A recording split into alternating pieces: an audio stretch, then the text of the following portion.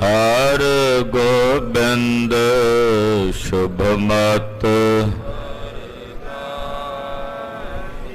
ਸ਼੍ਰੀ ਹਰਿ ਰਾਏ ਨਮੋ ਕਰ ਨਮੋ ਕਰ ਸ੍ਰੀ ਹਰਿ ਕ੍ਰਿਸ਼ਨ ਮਨਾਓ ਤੇਗ ਬਹਾਦਰ ਪਰਮ ਸਤਿਗੁਰ ਪਰਮ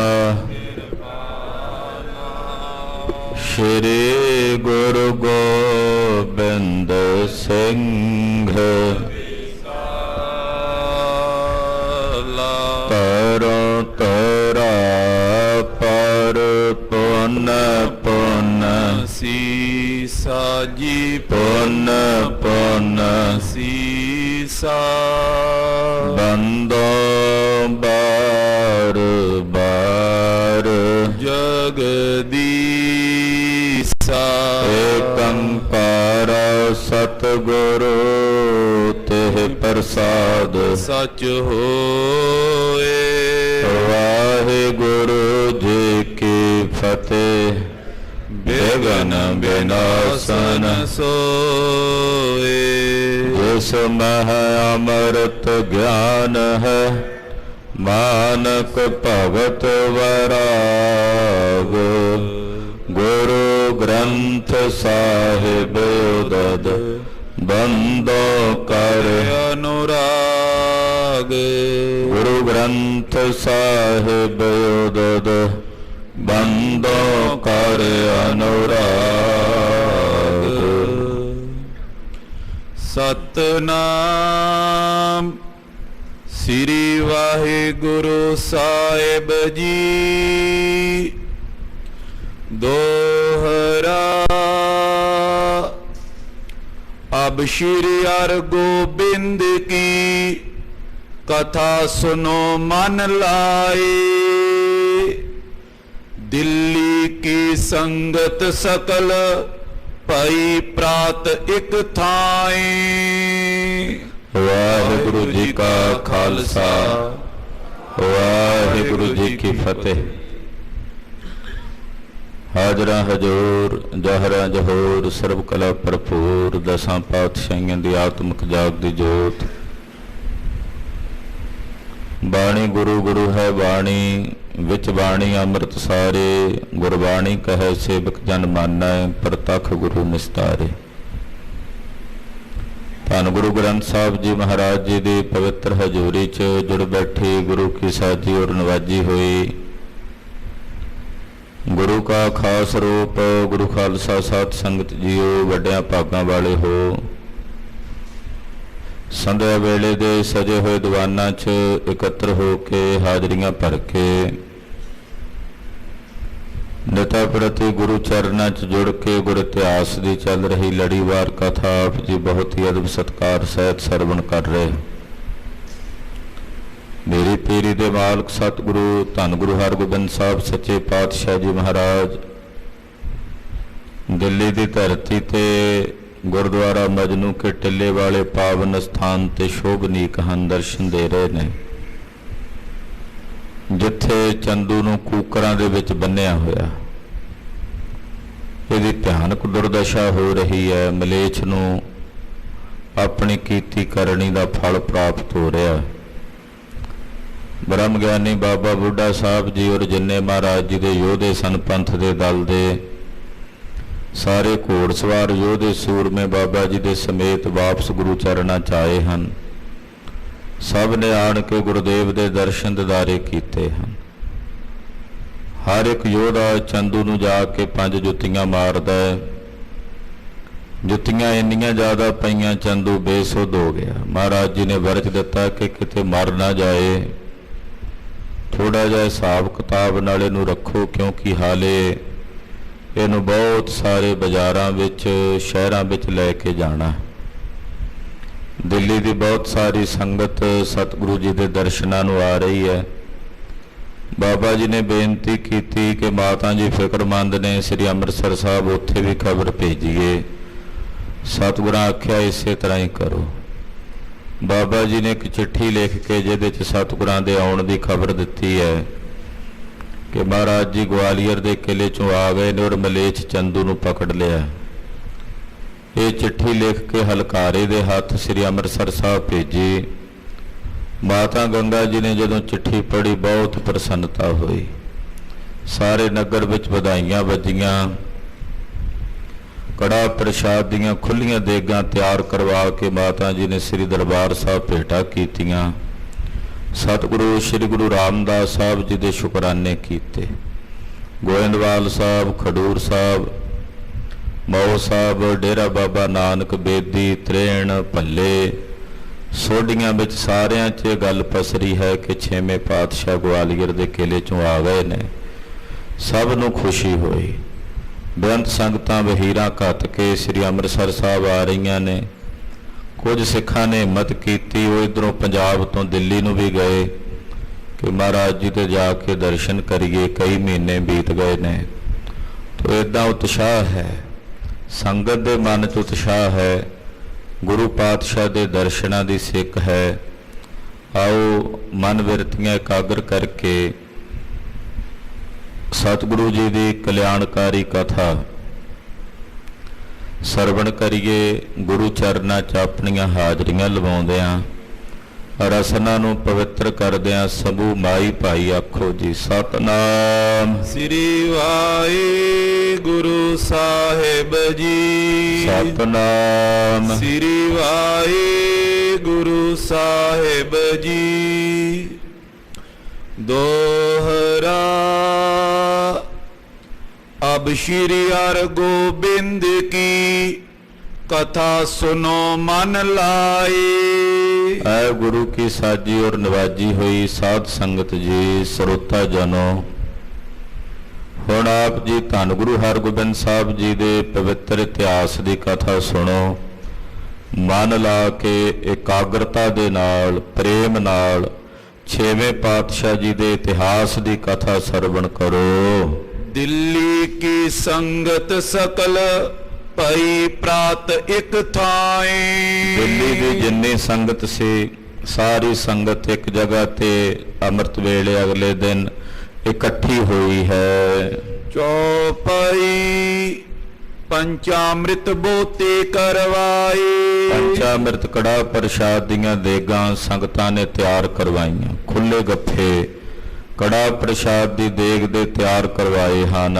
ਇਕੱਠੇ ਸਿੱਖ ਦਰਸ਼ਨ ਕੋ ਆਏ। ਔਰ ਸਾਰੀ ਸੰਗਤ ਦਿੱਲੀ ਦੀ, ਕਿਉਂਕਿ ਇੱਕ ਦਿਨ ਪਹਿਲਾਂ ਹੀ ਚੰਦੂ ਨੂੰ ਲੈ ਕੇ ਆਏ ਨੇ 6ਵੇਂ ਪਾਤਸ਼ਾਹ।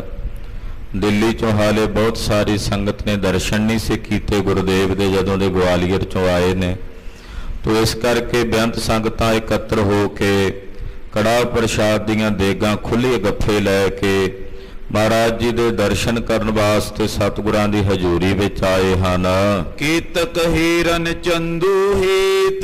ਕਈ ਚੰਦੂ ਨੂੰ ਵੇਖਣ ਆਏ ਨੇ, ਮਲੇਛ ਨੂੰ, ਕਿ ਜਿਹੜਾ ਗੁਰੂ ਘਰ ਦਾ ਦੋਖੀ ਹੈ ਉਹਨੂੰ ਸਤਿਗੁਰੂ ਜੀ ਨੇ ਕਾਬੂ ਕੀਤਾ ਹੈ। ਉਹਨੂੰ ਵੇਖ ਕੇ ਆਈਏ। ਨਾਲੇ ਗੁਰੂ ਸਾਹਿਬ ਜੀ ਦਾ ਹੁਕਮ ਹੈ ਵੀ ਉਹਦੇ ਸਿਰ 'ਚ 5 ਜੁੱਤੀਆਂ ਮਾਰਨੀਆਂ ਨੇ।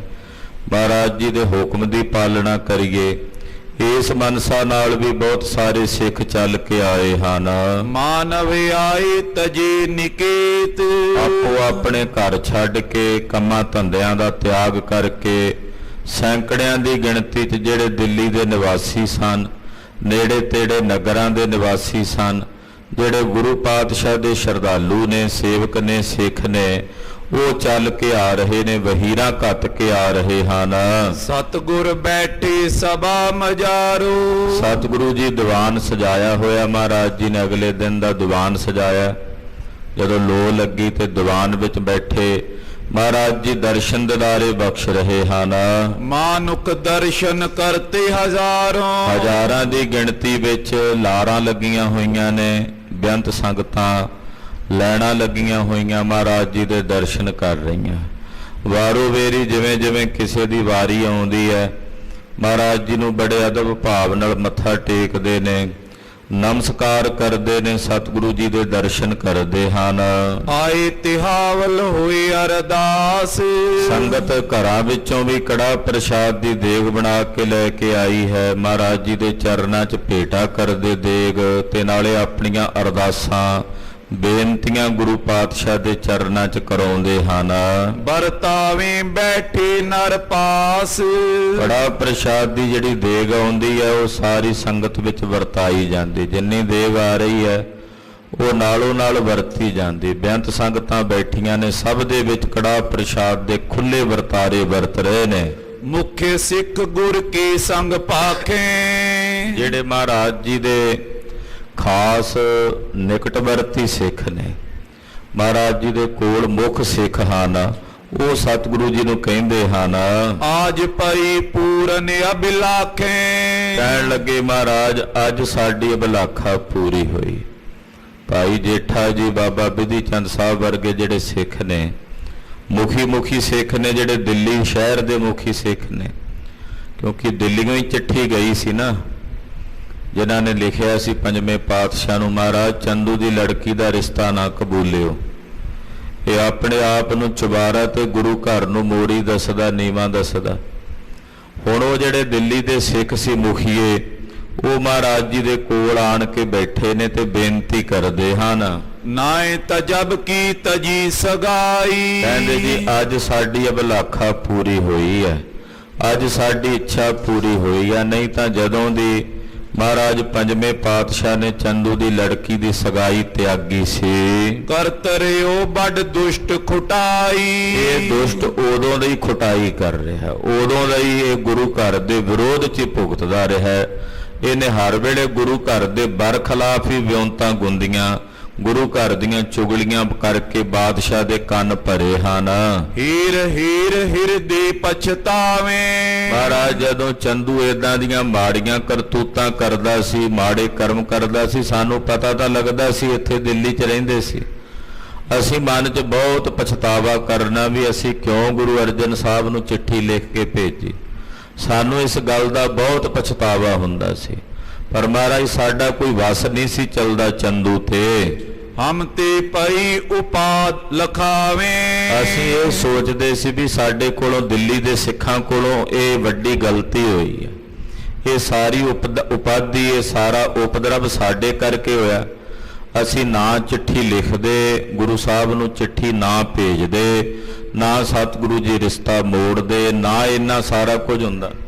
ਮਹਾਰਾਜ ਸਾਨੂੰ ਇਸ ਗੱਲ ਦਾ ਬਹੁਤ ਪਛਤਾਵਾ ਰਿਹਾ ਕਿ ਸਾਡੇ ਕਰਕੇ ਬੜਾ ਵੱਡਾ ਉਪਦਰਵ ਹੋਇਆ ਹੈ।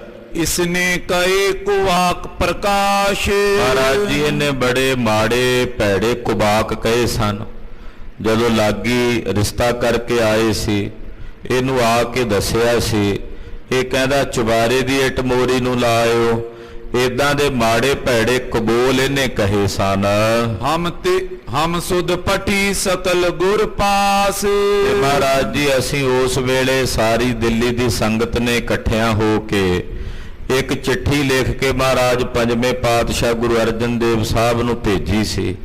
ਉਹਦੇ 'ਚ ਅਸੀਂ ਇਹਦੀ ਸਾਰੀ ਕਰਤੂਤ ਦਾ, ਚੰਦੂ ਨੇ ਜਿਹੜੀਆਂ ਗੱਲਾਂ ਕੀਤੀਆਂ ਸਨ, ਉਹਦਾ ਸਾਰਾ ਖੁਲਾਸਾ ਅਸੀਂ ਕੀਤਾ ਸੀ। ਲਿਖਿਓ ਹਮਾਰੂ ਗੁਰੂ ਨੇ ਮਾਨਾ।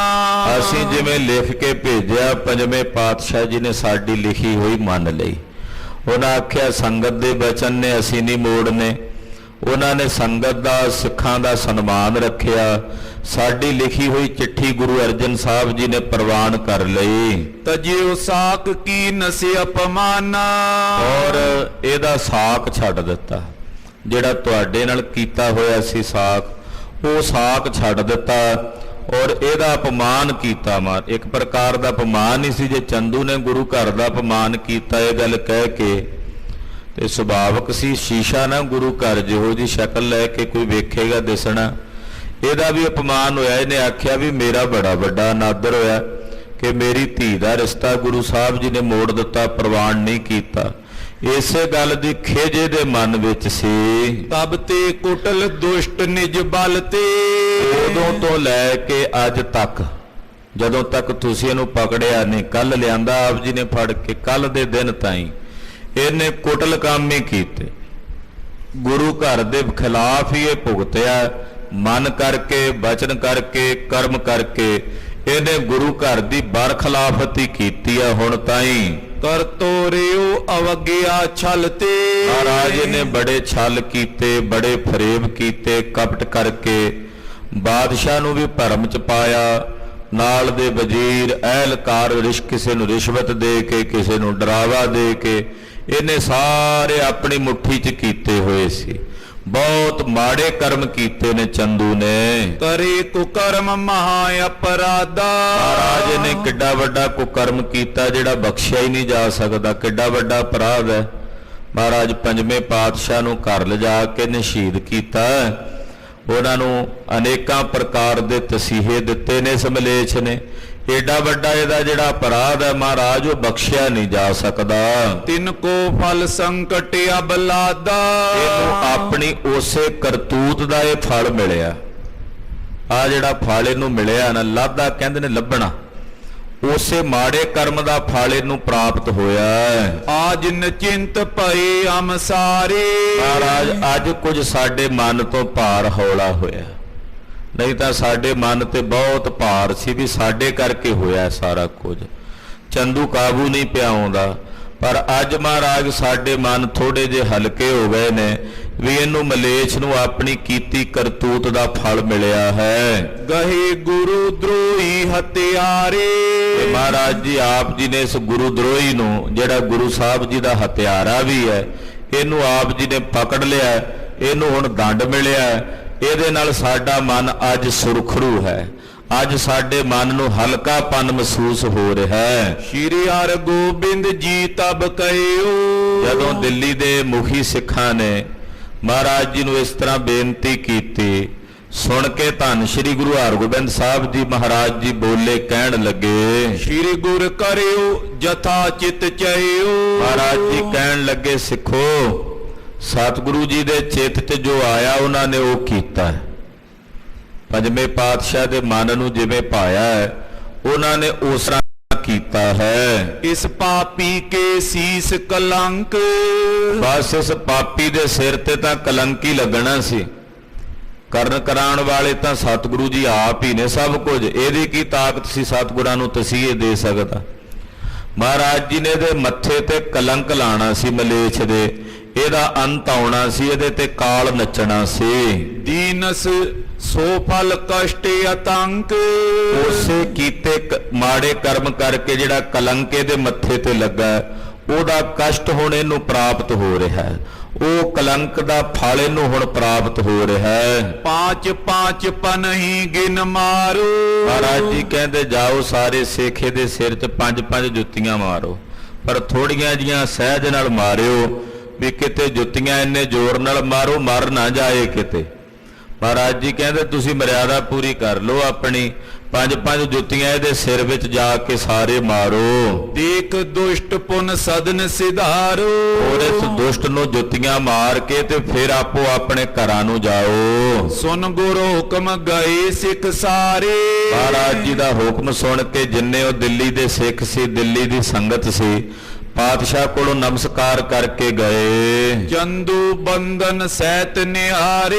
ਜਿੱਥੇ ਚੰਦੂ ਦੇ ਗਲ ਦੇ ਵਿੱਚ ਨਾ ਜੰਜੀਰੀ ਪਾਈ ਤੇ ਕੁੱਤਿਆਂ ਦੇ ਨਾਲ ਬੰਨਿਆ ਹੋਇਆ, ਜਿੱਥੇ ਚੰਦੂ ਮਲੇਛ ਸੀ ਬੰਨਿਆ ਹੋਇਆ। ਪਨਈ ਹਨੇ ਸੁਬਾਰੋ ਬਾਰੀ। ਜਿੰਨੇ ਸਿੱਖ ਨੇ ਜਾ ਕੇ ਵਾਰੋ ਵੇਰੀ ਉਹਦੇ ਸਿਰ 'ਚ 5-5 ਜੁੱਤੀਆਂ ਮਾਰਦੇ ਹਨ, ਵਾਰੋ ਵੇਰੀ 5-5 ਜੁੱਤੀਆਂ ਦਾਗਦੇ ਹਨ। ਪੁਰ ਕੇ ਨਰ ਤੈ ਮਿਲੇ ਹਜ਼ਾਰੀ। ਕਹਿੰਦੇ ਬਹੁਤ ਸੰਗਤ ਸੀ ਦਿੱਲੀ ਦੀ, ਬਹੁਤ ਸਾਰੇ ਸਿੱਖ ਸਨ ਜੋ ਆਏ ਨੇ। ਮਾਰਤ ਬੋਰ ਗਿਰਿਓ ਧਰਮਾਈ। ਕਹਿੰਦੇ ਇੰਨੀਆਂ ਜ਼ਿਆਦਾ ਜੁੱਤੀਆਂ ਪਈਆਂ ਇਹਦੇ ਸਿਰ 'ਚ ਵੀ ਬੇਹੋਸ਼ ਹੋ ਗਿਆ, ਫਿਰ ਦੁਬਾਰਾ ਬੇਸੁੱਧ ਹੋ ਕੇ ਫਿਰ ਦੁਬਾਰਾ ਡਿੱਗ ਪਿਆ। ਲਾਤ ਪ੍ਰਹਾਰੇ ਤਨ ਸੁਧ ਨਾਈ। ਡਿੱਗੇ ਪਏ ਨੂੰ ਵੀ ਸੰਗਤ ਜਿਹੜੀ ਹੈ ਸਿੱਖ ਹੈ ਉਹ ਠੁੱਡੇ ਮਾਰਦੇ ਹਨ। ਇਹ ਬੜਾ ਗੁਰੂ ਘਰ ਦਾ ਦੋਖੀ ਹੈ, ਬੜਾ ਮਲੇਛ ਹੈ।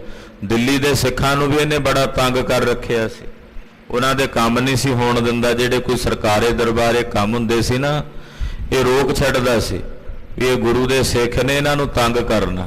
ਹੁਣ ਸਿੱਖਾਂ ਦੇ ਮਨ ਵਿੱਚ ਪੂਰਾ ਰੋਸ ਸੀ, ਉਹਨਾਂ ਨੇ ਫਿਰ ਖਿੱਚ ਕੇ ਇਹਨੂੰ ਠੁੱਡੇ ਮਾਰਨੇ ਕੀਤੇ। ਸੁਨ ਸਤਿਗੁਰ ਨੇ ਸਿੱਖ ਹਟਾਏ।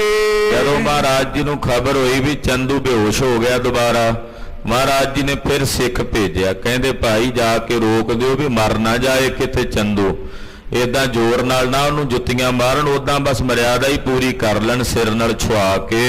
ਹਤੋ ਨਾ ਅਬ ਇਹਨੇ ਮਰ ਜਾਏ। ਮਹਾਰਾਜ ਜੀ ਨੇ ਵਰਗ ਦਿੱਤਾ ਵੀ ਹੁਣ ਨਾ ਮਾਰਿਓ ਇਹਨੂੰ ਜੁੱਤੀਆਂ, ਕਿਤੇ ਮਰ ਨਾ ਜਾਵੇ ਮਲੇਛ, ਇੱਥੇ ਹੀ ਨਾ ਕਿਤੇ ਦਾ ਇੰਤਕਾਲ ਹੋ ਜਾਏ। ਜਾਮ ਦਿਵਸ ਲੋ ਸੰਗਤ ਆਈ। ਕਹਿੰਦੇ ਜਦੋਂ ਜਾਮ ਦਿਵਸ ਦਾ ਮਤਲਬ ਵੀ ਪਹਿਰਕ ਦਿਨ ਬੀਤ ਗਿਆ, ਸੰਗਤ ਆਈ। ਕਰ ਕਰ ਦਰਸ਼ਨ ਸਦਨ ਸਿਧਾਈ। ਜਿੰਨੀ ਸੰਗਤ ਆਈ ਸੀ ਸਭ ਨੇ ਮਹਾਰਾਜ ਜੀ ਦੇ ਦਰਸ਼ਨ ਕੀਤੇ। ਚੰਦੂ ਨੂੰ ਜਾ ਕੇ ਮਾੜੀਆਂ ਮਾੜੀਆਂ ਜੁੱਤੀਆਂ, ਫਿਰ ਮਰਿਆਦਾ ਹੀ ਜਿਵੇਂ ਕਹਿੰਦੇ ਨੇ ਇੱਕ ਤਰ੍ਹਾਂ ਦਾ ਵੀ ਗੁਰੂ ਬਚਨ ਪਾਲਿਆ, ਉਹ ਪੂਰਾ ਕੀਤਾ ਤੇ ਚਲੇ ਗਏ। ਖਾਨ ਪਾਨ ਕਰ ਕੈ ਗੁਰੇ ਪਾਛੇ। ਦੁਪਹਿਰ ਜੇ ਦਾ ਸਮਾਂ ਹੋਇਆ ਤੇ ਸਤਿਗੁਰੂ ਜੀ ਨੇ ਲੰਗਰ ਪ੍ਰਸ਼ਾਦਾ ਛਕਿਆ, ਭੋਜਨ ਗ੍ਰਹਿਣ ਕੀਤਾ ਸਤਿਗੁਰੂ ਜੀ ਨੇ। ਬੈਠੇ ਬੋਰ ਸੁਹਾਵਤ ਆਛੇ।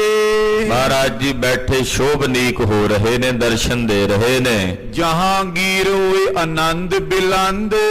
ਉਧਰ ਬਾਦਸ਼ਾਹ ਜਹਾਂਗੀਰ ਬੜਾ ਖੁਸ਼ ਹੈ, ਬੜੇ ਆਨੰਦ ਵਿੱਚ ਹੈ।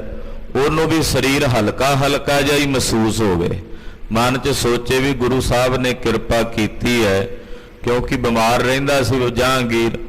ਇੱਕ ਦਿਨ ਪਹਿਲਾਂ ਸਤਿਗੁਰਾਂ ਦੇ ਦਰਸ਼ਨ ਕੀਤੇ ਤੇ ਰਾਜੀ ਹੋਇਆ ਤੇ ਬੜਾ ਖੁਸ਼ ਹੈ ਬਾਦਸ਼ਾਹ ਜਹਾਂਗੀਰ। ਆਇਓ ਗੁਰ ਟਿਗ ਜੁਤ ਨਰ ਬ੍ਰਿੰਦ। ਜਹਾਂਗੀਰ ਨੂੰ ਫੁਰਨਾ ਆਇਆ ਵੀ ਚੱਲ ਕੇ ਦਰਸ਼ਨ ਕਰਕੇ ਆਈਏ ਸਤਿਗੁਰਾਂ ਦੇ। ਇਹਨੇ ਆਪਣੇ ਕੁਝ ਅਹਿਲਕਾਰ ਵਜ਼ੀਰ ਨਾਲ ਲਏ ਤੇ ਸਤਿਗੁਰੂ ਜੀ ਦੇ ਦਰਸ਼ਨ ਕਰਨ ਵਾਸਤੇ ਆਇਆ। ਗਾਨੇ ਉਮਰਾਵ ਸੰਗ ਜਿਸ ਕੇਰੇ। ਬਹੁਤ ਸਾਰੇ ਦੇ ਉਮਰਾਵ, ਅਫਸਰ, ਅਹਿਲਕਾਰ, ਵਜ਼ੀਰ, ਕਾਜੀ, ਮੌਲਵੀ ਜਿਹੜੇ ਦੇ ਨਾਲ ਰਹਿੰਦੇ ਸੀ ਬਾਦਸ਼ਾਹ ਦੇ, ਉਹ ਸਭ ਚੱਲ ਕੇ ਆਏ ਹਨ। ਵਸਤਰ ਵਿਭੂਖਨ ਮੂਲ ਬਡੇਰੇ। ਮਹਾਰਾਜ ਜੀ ਵਾਸਤੇ ਭੇਟਾ ਲੈ ਕੇ ਆਇਆ। ਭੇਟਾ ਕੀ ਲਿਆਇਆ? ਬੜੇ ਕੀਮਤੀ ਬਸਤਰ। ਮਹਾਰਾਜ ਜੀ ਨੂੰ ਸੋਹਣੀ ਪੁਸ਼ਾਕ ਭੇਟਾ ਕਰਨ ਦੀ ਲੈ ਕੇ ਆਇਆ। ਫਿਰ ਬਹੁਤ ਸੋਹਣੇ ਕੀਮਤੀ ਸ਼ਸਤਰ ਲੈ ਕੇ ਆਇਆ।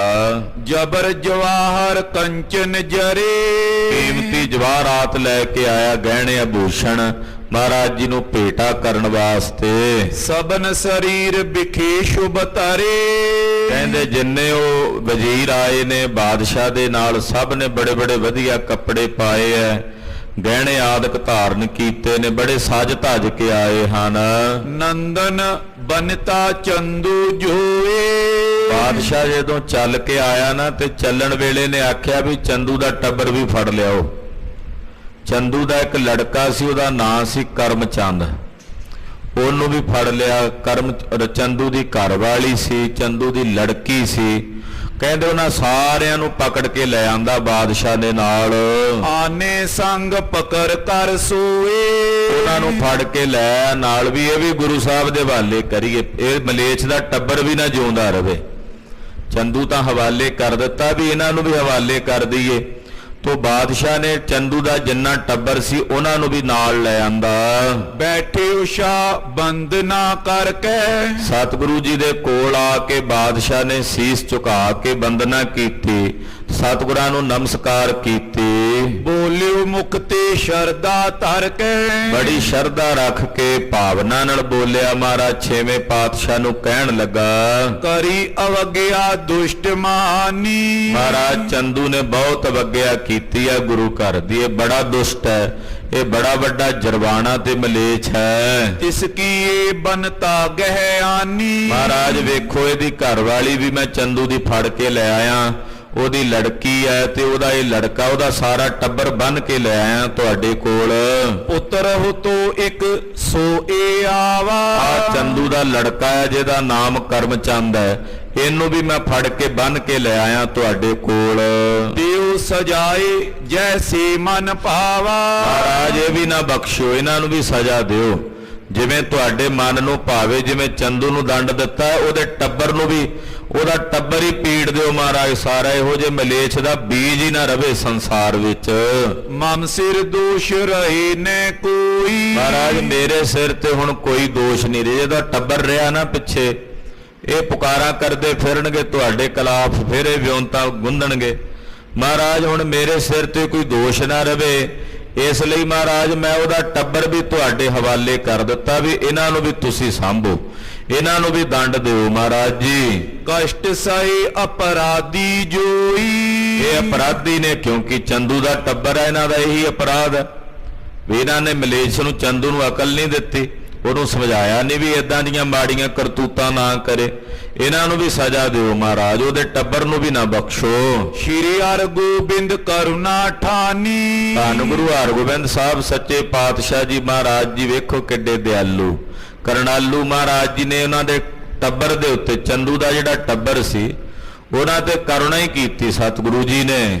ਬਿਗਸ ਬਦਨ ਤੇ ਗਿਰਾ ਬਖਾਨੀ। ਮਹਾਰਾਜ ਜੀ ਮੁਸਕਰਾ ਪਏ ਤੇ ਮੁਸਕਰਾ ਕੇ ਸਤਿਗੁਰੂ ਸੱਚੇ ਪਾਤਸ਼ਾਹ ਬੋਲੇ, ਜਹਾਂਗੀਰ ਨੂੰ ਕਹਿਣ ਲੱਗੇ, ਦਸ਼ਾ ਚੰਦੂ ਕੀ ਇਨੇ ਦਿਖਾਵੋ। ਮਹਾਰਾਜ ਜੀ ਕਹਿੰਦੇ ਇਹਨਾਂ ਨੂੰ ਚੰਦੂ ਦੀ ਦਸ਼ਾ ਵਿਖਾ ਦਿਓ, ਬਸ ਇਹਨਾਂ ਨੂੰ ਚੰਦੂ ਦੇ ਦਰਸ਼ਨ ਕਰਾ ਦਿਓ, ਹੋਰ ਇਹਨਾਂ ਨੂੰ ਕੀ ਸਜ਼ਾ ਦੇਣੀ। ਦੋਸ਼ੀ ਚੰਦੂ ਹੈ, ਉਹਨੂੰ ਦੇਾਂਗੇ, ਉਹਦੀ ਘਰਵਾਲੀ ਦਾ, ਉਹਦੀ ਲੜਕੀ ਦਾ ਜਾਂ ਉਹਦੇ ਪੁੱਤ ਦਾ ਤਾਂ ਕੋਈ ਕਸੂਰ ਨਹੀਂ।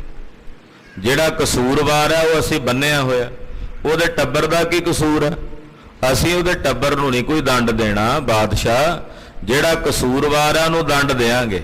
ਹਾਂ, ਇਹ ਕੱਲ ਦੇ ਪਰੇਸ਼ਾਨ ਹੋਣਗੇ ਵੀ ਸਾਡੇ ਪਤਾ ਨਹੀਂ ਚੰਦੂ ਦਾ ਕੀ ਹਾਲ ਹੈ, ਉਹ ਜ਼ਰੂਰ ਵਿਖਾ ਛੱਡੋ ਇਹਨਾਂ ਨੂੰ ਵੀ ਬੰਨਿਆ ਹੋਇਆ, ਉਹਦੀ ਸ਼ਕਲ ਵੇਖ ਲੈਣ, ਜਾਂਦੇ ਜਾਂਦੇ ਦੇ ਦਰਸ਼ਨ ਕਰ ਲੈਣ। ਬਿਨ ਦੋਸ਼ੇ ਲੱਖ ਬੋਰ ਛੁਟਾਵੋ। ਮਹਾਰਾਜ ਜੀ ਕਹਿੰਦੇ ਬੇਦੋਸ਼ੇ ਨੇ ਬਾਦਸ਼ਾਹ, ਇਹਨਾਂ ਨੂੰ ਨਹੀਂ ਕੋਈ ਸਜ਼ਾ ਦੇਣੀ, ਇਹਨਾਂ ਨੂੰ ਛੱਡ ਦੇਈ, ਇਹਨਾਂ ਨੂੰ ਨਹੀਂ ਕਿਸੇ ਤਰੀਕੇ ਦੇ ਨਾਲ ਆਪਾਂ ਕੋਈ ਦੰਡ ਦੇਣਾ। ਸਤਿਗੁਰੂ ਸੱਚੇ ਪਾਤਸ਼ਾਹ ਜੀ ਕਿੱਡੇ ਦਿਆਲੂ ਕਰਨਾਲੂ ਨੇ ਵੀ ਇਹਨਾਂ ਨੂੰ, ਇਹਨਾਂ ਦਾ ਕੀ ਕਸੂਰ ਹੈ, ਇਹਨਾਂ ਨੂੰ ਕਾਹਦੀ ਸਜ਼ਾ ਦੇਈਏ। ਕਸੂਰਵਾਰ ਤਾਂ ਚੰਦੂ ਹੈ, ਖੋਟੀ ਨੀਤੀ ਤਾਂ ਚੰਦੂ ਦੀ ਹੈ, ਉਹਨੂੰ ਦੰਡ ਮਿਲਣਾ ਚਾਹੀਦਾ ਹੈ। ਕਰੇ ਕੁਕਰਮ ਭਰੇ ਦੁੱਖ ਸੋਏ। ਜਿਹੜਾ ਕੁਕਰਮ ਕਰੇਗਾ ਉਹੀ ਦੁੱਖ ਭੋਗੇਗਾ, ਇਹੀ ਕਲਯੁਗ ਦਾ ਵਿਧਾਨ ਹੈ। ਇਹ ਥੋੜੀ ਆ ਵੀ ਕਰੇ ਕੋਈ ਤੇ ਭਰੇ ਕੋਈ, ਜਿਹੜਾ ਕਰੇਗਾ ਉਹੀ ਭਰੇਗਾ, ਇਹੀ ਵਿਧੀ ਵਿਧਾਨ ਹੈ। ਤਿਆਗ ਦੀਜੀਏ ਤੀਆ ਸੁਤ ਦੋਏ। ਉਹਦੀ ਘਰਵਾਲੀ ਨੂੰ, ਧੀ ਨੂੰ ਤੇ ਪੁੱਤ ਨੂੰ ਇਹਨਾਂ ਦਾ ਤਿਆਗ ਕਰ ਦਿਓ, ਇਹ ਨਹੀਂ ਫੜਨੇ, ਇਹਨਾਂ ਨੂੰ ਨਹੀਂ ਕੋਈ ਸਜ਼ਾ ਦੇਣੀ। ਸੁਨ ਗੁਰ ਤੇ ਤਿੰਨ ਚੰਦੂ ਦਿਖਾਇਓ। ਸੁਣ ਕੇ ਬਾਦਸ਼ਾਹ ਦੇ ਬੰਦੇ ਲੈ ਗਏ ਇਹਨੂੰ ਫੜ ਕੇ, ਇਹਦੇ ਪਰਿਵਾਰ ਨੂੰ, ਘਰਵਾਲੀ ਨੂੰ। ਚੱਲ ਕੇ ਜਾ ਕੇ ਇਹਨਾਂ ਨੇ ਆਖਿਆ, ਜਾਓ ਵੇਖ ਲਓ ਆਪਣਾ ਪਤੀ। ਕਰਮਚੰਦ ਨੂੰ ਕਿਹਾ, ਜਾ ਪਿਓ ਆਪਣਾ ਵੇਖ ਲਓ ਕੀ ਦਸ਼ਾ ਉਹਦੀ, ਅੱਗੇ ਤੂੰ ਬੰਦਾ ਬਣ ਕੇ ਰਹੀ, ਪਿਓ ਦੀਆਂ ਕਰਤੂਤਾਂ ਤੇ ਨਾ ਚੱਲੀ, ਉਹਦੇ ਨਕਸ਼ਿਆਂ ਤੇ ਨਾ ਤੁਰੀ। ਨਾਲੇ ਉਹਨੂੰ ਸਮਝਾਉਂਦੇ, ਕਹਿੰਦੇ ਜਾ ਕੇ ਚੰਦੂ ਵਿਖਾਇਆ ਇਹਨਾਂ ਨੂੰ, ਪਰ ਉਹ ਬਿਹਾਲ ਨਹੀਂ ਉਕਸਾਇਓ। ਚੰਦੂ ਨੂੰ ਪਤਾ ਹੀ ਨਹੀਂ ਵੀ ਮੇਰੀ ਘਰਵਾਲੀ ਖੜੀ ਹੈ ਕੋਲ, ਪੁੱਤ ਖੜਾ ਹੈ, ਧੀ ਖੜੀ ਹੈ, ਟੱਬਰ ਖੜਾ ਹੈ, ਉਹ ਬਿਹਾਲ ਹੋ ਕੇ ਪਿਆ ਸੀ, ਉਹਨੂੰ ਨਹੀਂ ਪਤਾ ਲੱਗਾ। ਇਹ ਜਾ ਕੇ ਉਹਨੂੰ ਵੇਖ ਰਹੇ ਨੇ, ਪਰ ਉਹ ਬੇਸੁੱਧ ਹੈ, ਉਹਨੂੰ ਇਹਨਾਂ ਬਾਰੇ ਨਹੀਂ ਪਤਾ ਲੱਗਾ ਵੀ ਆ ਕੇ ਖੜੇ ਹਨ। ਕੂਕਰ ਅਰ ਚੰਡਾਲਨ ਮਾਈ। ਜਿਹੜੇ ਸ਼ਿਕਾਰੀ ਕੁੱਤੇ ਸੀ ਨਾ ਗੁਰੂ ਘਰ ਦੇ, ਉਹਨਾਂ ਵਿੱਚ ਹੀ ਜੰਜੀਰੀ ਜੀ ਪਾ ਕੇ ਕੁੱਤਿਆਂ ਦੇ ਨਾਲ ਹੀ ਬੰਨਿਆ ਹੋਇਆ, ਜਿਵੇਂ ਕੁੱਤਿਆਂ ਦੇ ਅੱਗੇ ਇੱਕ ਇੱਕ ਭਾਂਡਾ ਜਿਹਾ ਪਿਆ ਹੁੰਦਾ ਪਾਣੀ ਵਾਲਾ, ਏਦਾਂ ਚੰਦੂ ਦੇ ਮੂਹਰੇ ਵੀ ਪਿਆ ਹੋਇਆ ਸੀ। ਬਹੁਤ ਜ਼ਿਆਦਾ ਭਿਆਨਕ ਦਸ਼ਾ ਸੀ ਚੰਦੂ ਦੀ। ਧੋਤੀ ਬਿਨਾ ਅਪਰ ਪਟ ਨਾਈ। ਬਸ ਲੱਕ ਦੇ ਨਾਲ ਇੱਕ ਧੋਤੀ ਬੰਨੀ ਹੋਈ ਹੈ ਚੰਦੂ ਦੇ, ਬਾਕੀ ਤਨ ਦੇ ਉੱਤੇ ਕੋਈ ਕਮੀਜ਼ ਜਾਂ ਸਿਰ ਦੇ ਉੱਤੇ ਕੋਈ ਪੱਗ ਆਦਿਕ ਨਹੀਂ ਹੈ, ਕੇਵਲ ਤੇੜ ਇੱਕ ਧੋਤੀ ਬੰਨੀ ਹੋਈ ਹੈ ਚੰਦੂ ਦੇ। ਲਿਪਟੇ ਧੂਲ ਸੰਗ ਤਨ ਸਾਰ। ਸਾਰਾ ਸਰੀਰ ਖੇ ਨਾਲ ਭਰਿਆ ਹੋਇਆ, ਮੂੰਹ ਦੇ ਉੱਤੇ ਮਿੱਟੀ ਪਈ ਹੋਈ, ਸਿਰ 'ਚ ਮਿੱਟੀ ਪਈ ਹੋਈ, ਸੁੱਜਿਆ ਹੋਇਆ ਮੂੰਹ, ਸਿਰ ਸੁੱਜਿਆ ਹੋਇਆ, ਬੜੀ ਦੁਰਦਸ਼ਾ ਹੈ ਇਹਦੇ ਸਰੀਰ ਦੀ। ਚੰਦੂ ਦੀ ਘਰਵਾਲੀ ਵੇਖਦੀ ਹੈ, ਪੁੱਤ ਵੇਖਦਾ ਹੈ, ਵੇਖ ਵੇਖ ਕੇ ਦੁਖੀ ਹੋ ਰਹੇ ਨੇ। ਤੀਆ ਸੁਤ ਦੇਖ ਨੈਣ ਜਲ ਡਾਰੋ। ਅੱਖਾਂ ਭਰਦੇ ਨੇ, ਰੋਂਦੇ ਐ ਵੀ ਇਹਦੀ ਕਰਤੂਤ ਮਾੜੀ ਸੀ, ਅਸੀਂ ਤਾਂ ਉਹ ਕਿਤੇ ਕਹਿੰਦੇ ਹੀ ਹੋਣਗੇ ਨਾ ਘਰ 'ਚ ਵੀ ਚੰਦੂ ਕੋਈ ਇਦਾਂ ਦਾ ਕੰਮ ਨਾ ਕਰ ਤੂੰ ਦੀਵਾਨ। ਪਰ ਹੁਣ ਉਹਦੀ ਦਸ਼ਾ ਵੇਖ ਕੇ ਟੱਬਰ ਦੇ ਲੋਕ ਜਿਹੜੇ ਨੇ ਉਹ ਵੇਖਦੇ, ਮਨ 'ਚ ਪਰੇਸ਼ਾਨ ਹੁੰਦੇ। ਪਰਿਵਾਰ ਜੋ ਸੀ ਚੰਦੂ ਦਾ, ਕਿਉਂਕਿ ਹਮੇਸ਼ਾ ਇਹ ਵਿਧੀ, ਜਿਹਦੇ ਪਰਿਵਾਰ ਦੇ ਜੀ ਦੇ ਵਿੱਚ ਕੋਈ ਗਲਤੀ ਕਰੇ ਨਾ, ਗੁਨਾਹ ਕਰੇ, ਪਰਿਵਾਰ ਵਾਲਿਆਂ ਨੂੰ ਉਹਦੀ ਗਲਤੀ ਨਹੀਂ ਨਜ਼ਰ ਆਉਂਦੀ, ਕਿਉਂਕਿ ਮੋਹ ਹੁੰਦਾ। ਉਹ ਕਹਿੰਦੇ ਨਹੀਂ ਗਲਤੀ ਨਹੀਂ ਹੈ, ਉਹਨਾਂ ਦੇ ਮਨ 'ਚ ਫਿਰ ਵੀ ਤਰਸ ਆਉਂਦਾ। ਪਰ ਜੇ ਕੋਈ ਉਹੀ ਗਲਤੀ ਦੂਜਾ ਕਰੇ ਤੇ ਫਿਰ ਤਲਵਾਰਾਂ ਕੱਢ ਲੈਂਦੇ ਆ। ਇਦਾਂ ਦਾ ਇਹ ਸਮਾਜ ਦਾ ਵਿਧੀ ਵਿਧਾਨ ਹੈ। ਚੰਦੂ ਦੀ ਘਰਵਾਲੀ ਵੀ ਰੋਂਦੀ ਹੈ, ਉਹਦਾ ਲੜਕਾ ਵੀ ਰੋਂਦਾ, ਪਰ ਕੋਈ ਵਸ ਨਹੀਂ ਚੱਲਦਾ। ਪੁਨ ਦੇ ਤਰਾਸ ਨਿਕਾਸਨ ਕਰੇ। ਜਦੋਂ ਥੋੜਾ ਜਿਹਾ ਚੀਖ ਝਾੜਾ ਜਾਂ ਪਾਣ ਲੱਗੇ ਨਾ, ਤੇ ਜਿਹੜੇ ਉੱਥੇ ਸਿਪਾਹੀ ਖੜੇ ਸੀ ਬਾਦਸ਼ਾਹ ਦੇ, ਉਹਨਾਂ ਨੇ ਆਖਿਆ ਭੱਜ ਜਾਓ ਇੱਥੋਂ, ਦੌੜ ਜਾਓ, ਇੱਥੇ ਰੋਣਾ ਧੋਣਾ ਨਹੀਂ ਕਰਨਾ, ਨਿਕਲ ਜਾਓ ਇੱਥੋਂ। ਉਹਨਾਂ ਨੂੰ ਥੋੜਾ ਜਿਹਾ ਡਰਾਵਾ ਜਿਹਾ ਦੇ ਕੇ ਉੱਥੋਂ ਭਜਾ ਦਿੱਤਾ। ਛੂਟਤ ਭਾਜ ਤੂਰਨ ਡਰੇ। ਇਹਨਾਂ ਆਖਿਆ ਵੀ ਕਿਤੇ ਚੰਦੂ ਦੇ ਨਾਲ ਸਾਨੂੰ ਵੀ ਨਾ ਬੰਨ ਛੱਡਣ। ਜਦੋਂ ਉਹਨਾਂ ਨੇ ਮਾੜਾ ਜਿਹਾ ਘੂਰੀ ਜੀ ਵੱਟੀ ਨਾ ਸਿਪਾਹੀਆਂ ਨੇ, ਚੰਦੂ ਦੀ ਘਰਵਾਲੀ ਅੱਗੇ ਦਾ ਮੁੰਡਾ ਉਹਦੇ ਤੋਂ ਵੀ ਪਹਿਲਾਂ ਭੱਜਿਆ ਫਿਰੇ ਅੱਗੇ, ਵੀ ਕਿਤੇ ਮੇਰੇ ਪਿਓ ਨਾਲ ਮੈਨੂੰ ਵੀ ਨਾ ਬੰਨ ਲੈਣ। ਘਰਵਾਲੀ ਸੋਚੇ ਕਿਤੇ ਸਾਨੂੰ ਵੀ ਨਾ ਇਸੇ ਤਰ੍ਹਾਂ ਸਜ਼ਾ ਮਿਲ ਜੇ। ਉਹ ਭੱਜੇ ਬੜੀ ਛੇਤੀ ਨਾਲ ਵੀ ਕਿਤੇ ਇੱਥੇ ਅਸੀਂ ਜੇ ਕੋਈ ਸਿੱਖ ਆ ਗਿਆ, ਖਬਰੇ ਕਿਹਦੇ ਮਨ 'ਚ ਕੀ ਖਿਆਲ ਆ ਜੇ। ਭੱਜੇ ਹੀ ਗਏ ਛੇਤੀ ਨਾਲ। ਕਿਰਪਾ ਸਿੰਧ ਨੇ ਕਹਿ ਛੁਟਵਾਏ। ਸਤਿਗੁਰੂ ਜੀ ਵੇਖੋ ਕਿਰਪਾਲੂ ਨੇ, ਮਹਾਰਾਜ ਜੀ ਨੇ ਆਪ ਹੁਕਮ ਕਰਕੇ ਛੜਾਏ। ਇਹ ਤਾਂ ਬਾਦਸ਼ਾਹ ਦਾ ਕਹਿੰਦਾ ਸੀ ਇਹਨਾਂ ਨੂੰ ਵੀ ਸਜ਼ਾ ਦਿਓ ਜੀ, ਇਹਨਾਂ ਨੂੰ ਵੀ ਮਾਰੋ। ਮਹਾਰਾਜ ਜੀ ਕਹਿੰਦੇ ਇਹਨਾਂ ਦਾ ਕੀ ਦੋਸ਼ ਹੈ? ਤੋ ਸਤਿਗੁਰੂ ਸੱਚੇ ਪਾਤਸ਼ਾਹ ਜੀ ਕਿਰਪਾ ਸਿੰਧ ਨੇ, ਕਿਰਪਾ ਸਿੰਧ ਸਤਿਗੁਰੂ ਜੀ ਨੇ ਆਪ ਹੁਕਮ ਕਰਕੇ ਇਹਨਾਂ ਨੂੰ ਛੁਡਾ ਦਿੱਤਾ। ਪੁਨ 52 ਮਈ ਪਾਲ ਬੁਲਾਏ। ਇੰਨੇ ਨੂੰ ਉਹ ਜਿਹੜੇ 52 ਰਾਜੇ ਆ ਗਏ ਸਨ, ਬਾਦਸ਼ਾਹ ਨੂੰ ਮਿਲਾਣਾ ਸੀ ਉਹਨਾਂ ਨੂੰ, ਉਹ ਵੀ ਉੱਥੇ ਸੀ ਮਜਨੂ ਦੇ ਟਿੱਲੇ ਤੇ ਹੀ। ਸਤਿਗੁਰੂ ਜੀ ਨੇ ਆਗਿਆ ਕੀਤੀ ਵੀ ਜਿਹੜੇ ਉਹ 52 ਰਾਜੇ ਆਏ ਨੇ ਗਵਾਲੀਅਰ ਦੇ ਕਿਲੇ ਚੋਂ ਸਾਡੇ ਨਾਲ, ਉਹਨਾਂ ਨੂੰ ਕੋ ਹਾਜ਼ਰ ਹੋਵਣ ਦਰਬਾਰ ਵਿੱਚ, ਉਹ ਆ ਕੇ ਬਾਦਸ਼ਾਹ ਨੂੰ ਮਿਲਣ। ਇੱਕ ਇੱਕ ਟਿਕ ਕਰ ਬੂਝਨ ਕੀਨਾ। ਉਹ 52 ਦੇ 52 ਰਾਜੇ ਹਾਜ਼ਰ ਹੋਏ। ਕੱਲੇ ਕੱਲੇ ਰਾਜੇ ਨੂੰ ਪੁੱਛਦੇ ਆ ਵੀ ਤੇਰਾ ਨਾਂ ਦੱਸ। ਹਾਂਜੀ। ਕੌਣ ਦੇਸ਼ ਕੋ ਕਿਮ ਛੀਨਾ। ਆਪ ਦੱਸੋ ਤੁਹਾਡਾ ਦੇਸ਼ ਕੀ ਸੀ, ਕਿਹੜੇ ਰਾਜ ਵਿੱਚ ਤੁਸੀਂ ਰਾਜ ਕਰਦੇ ਸੀ, ਤੇ ਤੁਹਾਡਾ ਰਾਜ ਖੋਇਆ ਕਿਉਂ ਗਿਆ, ਕੀ ਜੁਰਮ ਸੀ ਤੇਰਾ। ਕੱਲੇ ਕੱਲੇ ਰਾਜੇ ਦੀ ਪੜਤਾਲ ਕੀਤੀ ਜਾ ਰਹੀ, ਪੁੱਛਿਆ ਜਾ ਰਿਹਾ ਕਿੱਥੋਂ ਦੇ ਰਾਜੇ ਹੋ, ਕੀ ਤੁਹਾਡਾ ਗੁਨਾਹ ਕੀ ਹੈ, ਨਾਂ ਕੀ ਹੈ ਤੁਹਾਡਾ, ਕਿਉਂ ਰਾਜ ਖੋਇਆ ਗਿਆ ਸੀ ਤੁਹਾਡਾ, ਕਿਉਂ ਦੰਡ ਮਿਲਿਆ ਸੀ ਗਵਾਲੀਅਰ ਦੇ ਕਿਲੇ 'ਚ ਤੁਹਾਨੂੰ।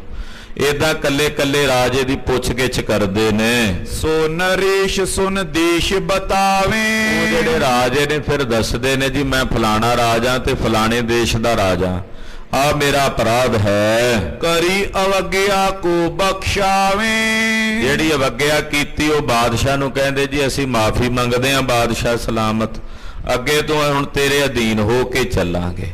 ਤੋ ਬਾਦਸ਼ਾਹ ਨੂੰ ਇਹੀ ਚਾਹੀਦਾ ਸੀ ਵੀ ਜਿਹੜੇ ਰਾਜੇ ਬਗਾਵਤ ਨਾ ਕਰਨ, ਉਹਨੂੰ ਡਰ ਸੀ। ਮਹਾਰਾਜ ਜੀ ਨੇ ਬਾਦਸ਼ਾਹ ਦੇ ਮਨ ਦਾ ਡਰ ਦੂਰ ਕਰਨ ਲਈ ਇਹ ਖੇਡ ਰਚੀ ਹੈ। ਸਿਰੇ ਪਾਓ ਅਰ ਚਪਲ ਤੁਰੰਗ।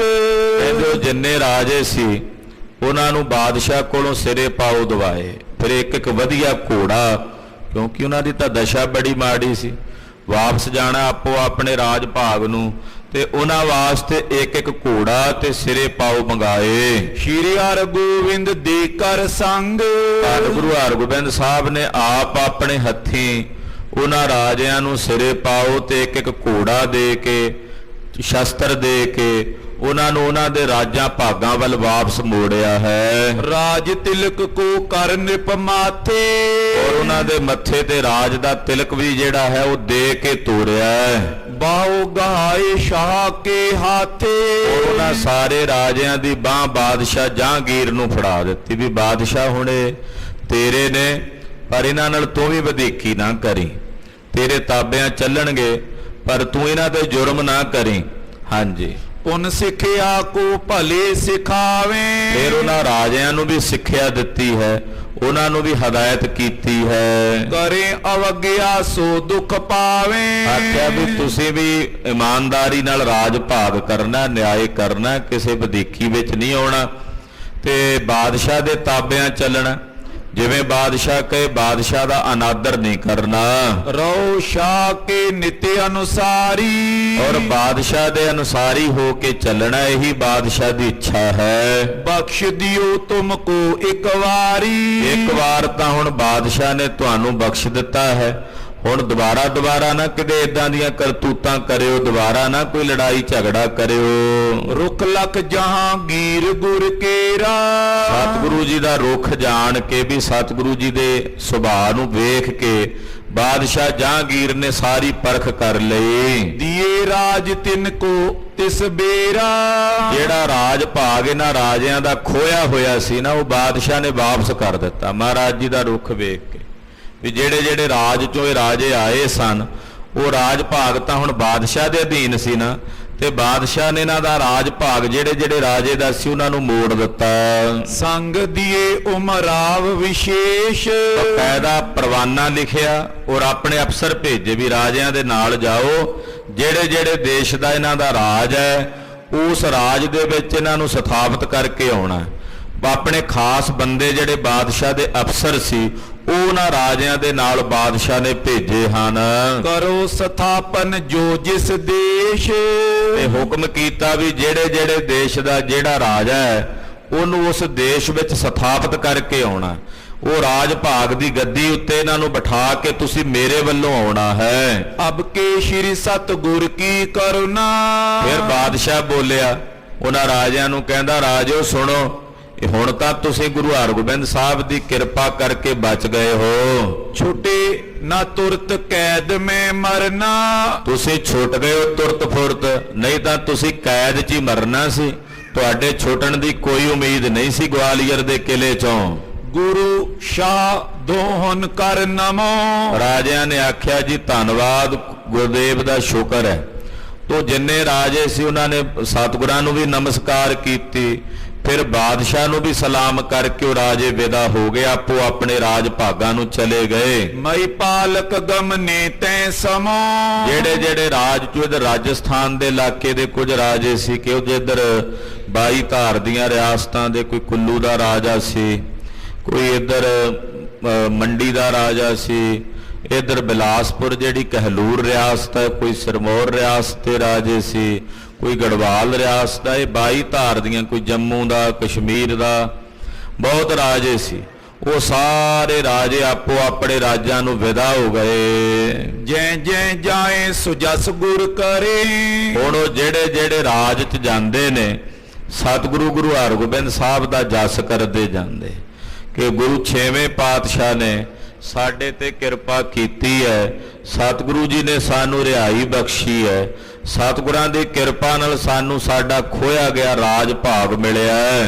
शरदा अधिक हृदय में तरे। ਰਾਜਿਆਂ ਦੇ ਮਨਾਂ 'ਚ ਬਹੁਤ ਸ਼ਰਧਾ ਭਾਵਨਾ ਬਣ ਗਈ, ਸਤਿਗੁਰੂ ਜੀ ਦੇ ਪ੍ਰਤੀ, ਮਹਾਰਾਜ ਜੀ ਦੇ ਪ੍ਰਤੀ ਸ਼ਰਧਾ ਬਣ ਗਈ। श्री सतगुर हर गोविंद चंद। ਇਧਰ ਧੰਨ ਗੁਰੂ ਹਰਗੋਬਿੰਦ ਸਾਹਿਬ ਸੱਚੇ ਪਾਤਸ਼ਾਹ ਜੀ ਮਹਾਰਾਜ, ਜਿਨ੍ਹਾਂ ਦਾ ਮੁਖ ਮੰਡਲ ਚੰਦਰਮਾ ਦੇ ਸਮਾਨ ਆਭਾ ਵਾਲਾ ਸੁੰਦਰ ਹੈ। पसरी कीरत जौन मनिंद। ਜਿਵੇਂ ਪੂਰਨਮਾਸ਼ੀ ਦੀ ਰਾਤ ਨੂੰ ਚੰਦਰਮਾ ਦੀ ਲੋ ਫੈਲਦੀ ਹੈ, ਏਦਾਂ ਗੁਰੂ ਹਰਗੋਬਿੰਦ ਸਾਹਿਬ ਜੀ ਦਾ ਜਸ ਫੈਲਿਆ ਸਾਰੇ ਪਾਸੇ। ਮਹਾਰਾਜ ਜੀ ਦੀ ਕੀਰਤੀ ਘਰ ਘਰ ਵਿੱਚ ਪਸਰ ਰਹੀ ਹੈ। ਧਨ ਧਨ ਪਾਖਤ ਗੇ ਦੇਸ਼। ਜਿੰਨੇ ਉਹ ਰਾਜੇ ਨੇ ਆਪੋ ਆਪਣੇ ਦੇਸ਼ਾਂ ਨੂੰ ਗਏ, ਉਹ ਸਾਰੇ ਆਪੋ ਆਪਣੇ ਦੇਸ਼ਾਂ 'ਚ ਜਾ ਕੇ ਸਤਿਗੁਰਾਂ ਦੀ ਕੀਰਤੀ ਕਰਦੇ, ਮਹਾਰਾਜ ਜੀ ਦਾ ਜਸ ਕਰਦੇ ਹਨ। ਪੇ ਨਰੇਸ਼ ਲੈ ਰਾਜ ਅਸ਼ੇਸ਼। ਔਰ ਵਿਸ਼ੇਸ਼ ਕਰਕੇ ਰਾਜ ਲੈ ਕੇ ਰਾਜੇ ਬਣ ਗਏ ਦੁਬਾਰਾ ਫੇਰ। ਇਹ ਹੈ ਸਤਿਗੁਰਾਂ ਦੀ ਵਡਿਆਈ। ਰੰਕ ਨੂੰ ਰਾਜੇ ਬਣਾਉਂਦਿਆਂ ਕਿਹੜੀ ਦੇਰੀ ਲਾਉਂਦੇ ਆ ਸਤਿਗੁਰੂ ਸੱਚੇ ਪਾਤਸ਼ਾਹ। ਸਮਰੱਥ ਜੋ ਹੋਏ, ਉਮੀਦ ਹੀ ਨਹੀਂ ਸੀ, ਪਹਿਲੀ ਗੱਲ ਤੇ ਛੁੱਟਣ ਦੀ ਉਮੀਦ ਨਹੀਂ ਸੀ ਕਿਲੇ 'ਚੋਂ, ਫਿਰ ਛੁੱਟ ਜਾਂਦੇ ਤੇ ਰਾਜ ਨਹੀਂ ਸੀ ਮਿਲਣਾ। ਸਤਿਗੁਰਾਂ ਨੇ ਕੱਲਾ ਛੁਡਾਇਆ ਹੀ ਨਹੀਂ ਇਹਨਾਂ ਨੂੰ, ਇਹਨਾਂ ਦੇ ਜਿਹੜੇ ਖੋਏ ਗਏ ਰਾਜ ਭਾਗ ਸੀ ਉਹ ਵੀ ਸਤਿਗੁਰਾਂ ਇਹਨਾਂ ਨੂੰ ਵਾਪਸ ਦਿਵਾਏ। ਇੰਨੇ ਦਿਆਲੂ ਨੇ ਮਹਾਰਾਜ ਸੱਚੇ ਪਾਤਸ਼ਾਹ। ਹਿਰਦੇ ਯਾਦ ਰੱਖਿਓ ਉਪਦੇਸ਼। ਸਤਿਗੁਰੂ ਜੀ ਦਾ ਜਿਹੜਾ ਬਖਸ਼ਿਆ ਹੋਇਆ ਉਪਦੇਸ਼ ਸੀ, ਇਹਨਾਂ ਰਾਜਿਆਂ ਨੇ ਆਪਣੇ ਹਿਰਦੇ 'ਚ ਯਾਦ ਰੱਖਿਆ।